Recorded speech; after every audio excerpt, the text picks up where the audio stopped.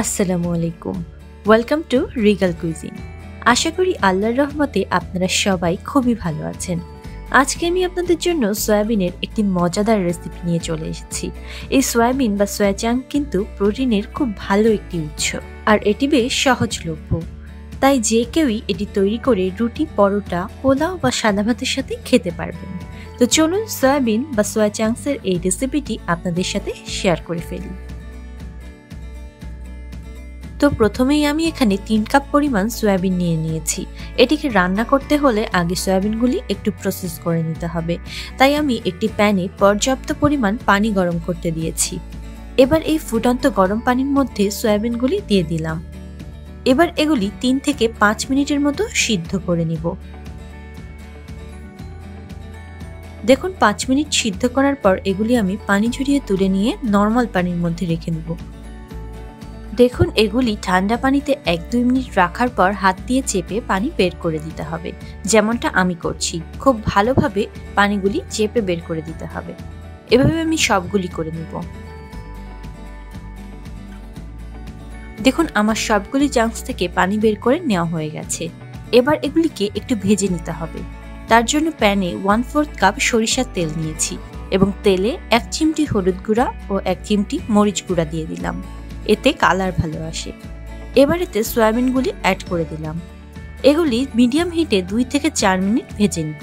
আপনারা কিন্তু এখানে চাইলে সয়াবিন তেলও ব্যবহার করতে পারেন। এগুলি বেশি ভাজতে হবে না। দেখুন 2-1টা এমন গোল্ডেন হতে শুরু করলে তুলে অন্য পাত্রে রেখে দেব। এবার সেম প্যানে আমি আবারও 1/2 কাপ সরিষার তেল নিলাম এবং তাতে অ্যাড করছি 2টি তেজপাতা, 2টি এলাচ, 3টি লবঙ্গ, 1টি দারচিনি আর 10 থেকে 12টি গোলমরিচ। এগুলি দিয়েও একটু ভেজে নিয়ে এতে অ্যাড করছি 2টি মিডিয়াম সাইজের কুচি করা পেঁয়াজ। এগুলি ব্রাউন করে ভেজে নিব। পেঁয়াজ এমন ব্রাউন হয়ে গেলে এতে অ্যাড করছি 1.5 টেবিল চামচ পেঁয়াজ বাটা, 1 টেবিল চামচ রসুন বাটা, 1 টেবিল চামচ আদা বাটা। এগুলি দিয়েও 10 মিনিটের মতো মশলা কষিয়ে নিব। মশলাটা সময় নিয়ে কষাতে হবে। দরকার হলে মাঝে মাঝে সামান্য পানি ব্যবহার করবেন। 10 মিনিট পর আমি এতে দিয়ে দিচ্ছি 3/4 কাপ টমেটো পিউরি। 2টি বড় সাইজের টমেটো ব্লেন্ডারে দিয়ে এমন পেস্ট করে নিয়েছি। এই সময় আমি 2 চা চামচ লবণ অ্যাড করে দিলাম। পরে লাগলে চেক করে আরও দিতে পারেন, তবে এটা আপনারা আপনাদের পছন্দ মতো দিয়ে দিতে পারেন। আবারও আমি মশলাগুলি 10 মিনিট ভালোভাবে কষিয়ে নেব। 10 মিনিট পর দেখুন মশলা থেকে তেল উঠে এসেছে। এবার এখানে আমি কিছু গুঁড়া মশলা নিয়েছি, এগুলি অ্যাড করব। এখানে আছে 1 চা চামচ হলুদ গুঁড়া, 1 টেবিল চামচ মরিচ গুঁড়া, 1/2 চা চামচ জিরার গুঁড়া। মরিচটা আপনারা আপনাদের স্বাদ মতো নিতে পারেন, তবে এটা একটু ঝাল হলে ভালো লাগে। এবার কালারের জন্য দিয়ে দিচ্ছি 2 চা চামচ কাশ্মীরি রেড চিলি পাউডার।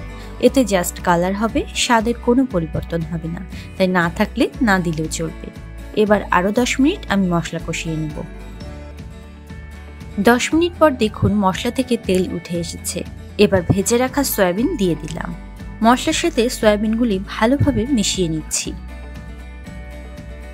এবার এতে সামান্য গরম পানি অ্যাড করে ঢাকনা দিয়ে ঢেকে মিডিয়াম হিটে 10 মিনিট মতো রান্না করব। 10 মিনিট পর দেখুন পানি কমে এসেছে আর সুন্দর তেলও উঠে এসেছে। এগুলি কিছুক্ষণ নেড়ে চেড়ে 2 টেবিল চামচ ফেটানো টক মিষ্টি দই দিয়ে দেব। আপনারা যদি শুধু টক দই ব্যবহার করেন তাহলে সামান্য চিনি দিয়ে দিবেন। আমি যেহেতু টক মিষ্টি দইটা দিচ্ছি তাই আর চিনি ইউজ করছি না। এটি দিয়েও ঢাকনা দিয়ে ঢেকে 5 মিনিটের মতো রান্না করব। 5 মিনিট পর যতটা গ্রেভি রাখতে চান সেই অনুযায়ী গরম পানি অ্যাড করবেন। আমি 1.5 কাপের মতো গরম পানি দিয়েছি। এতে যতটা সিদ্ধ হতে বাকি আছে ততটা সিদ্ধ হয়ে যাবে। এবার চুলার হিট একদম লো করে দিব এবং ঢেকে দিয়ে 10 মিনিটের মতো রান্না করব। 10 মিনিট পর দেখুন এটি অলমোস্ট ডান। আপনারা চাইলে কিন্তু এটিতে আলু দিয়েও রান্না করতে পারেন। এই লাস্ট পর্যায়ে আমি অ্যাড করছি 1/2 চা চামচ গরম মশলার গুঁড়া এবং 1 চা চামচ ঘি। সয়াবিন রান্না একদম ডান। এবার চুলা অফ করে দিব আর কিছুক্ষণ ঢাকনি দিয়ে ঢেকে রাখবো। কিছুক্ষণ পর দেখুন এটি কতটা লোভনীয় হয়েছে, খেতেও কিন্তু খুবই মজা হয়েছে। আপনারাও বাড়িতে এভাবে তৈরি করে দেখতে পারেন, আশা করি ভালো লাগবে। এবার আমি সয়াবিনগুলি সার্ভ করে দিচ্ছি। এটি তৈরি করে কিন্তু আপনারা রুটি, পরোটা, পোলাও বা সাদা ভাতের সাথে খেতে পারবেন। একবার হলেও এভাবে বানিয়ে দেখবেন, আশা করি ভালো লাগবে। আমার আজকের সয়াবিনের রেসিপিটি আপনাদের কেমন লাগলো তা কমেন্টের মাধ্যমে জানাবেন। ভালো লাগলে লাইক এবং শেয়ার করে দিবেন। আর আমার চ্যানেলে নতুন হয়ে থাকলে প্লিজ আমার চ্যানেলটি সাবস্ক্রাইব করে বেল বাটন অন করে রাখবেন। আর আমার ফেসবুক পেজটি ফলো করতে ভুলবেন না যেন। তো সবার সুস্থতা কামনা করে আজকের মতো বিদায় নিচ্ছি। আল্লাহ হাফেজ।